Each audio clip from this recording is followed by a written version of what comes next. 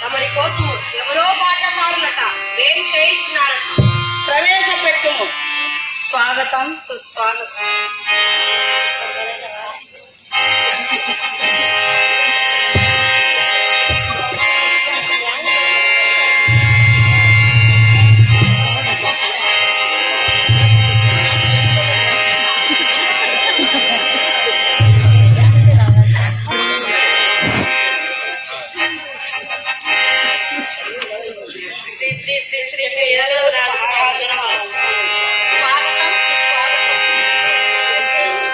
మీరు ఎవరో తెలుసుకొని వచ్చినా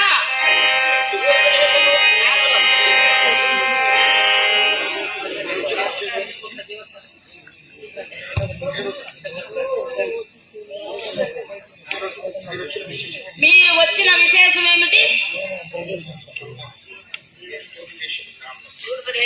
జ్ఞానులం. మీరు పాలించే ఈ బెత్లెహేములో ఎవరో యూదుల రాజు పుట్టి ఉన్నాడని చూచుటకు వచ్చింది మీ మహారాజా. అలాగైతే ఈ బెత్లెహేములో పుట్టి ఉండునని మీకు ఎలా తెలియను? ఆ తూర్పు దిక్కు నక్షత్రమే మమ్మల్ని ఇక్కడికి నడిపించినది. ఆ నక్షత్రం జన్మించడం గల కారణం ఏమిటి? నక్షత్రం పుట్టిన కాలం గొప్ప మహారాజు పుట్టినది. మా పేరు జ్ఞానులారా, ఏమిటి మీ కనుగుడు?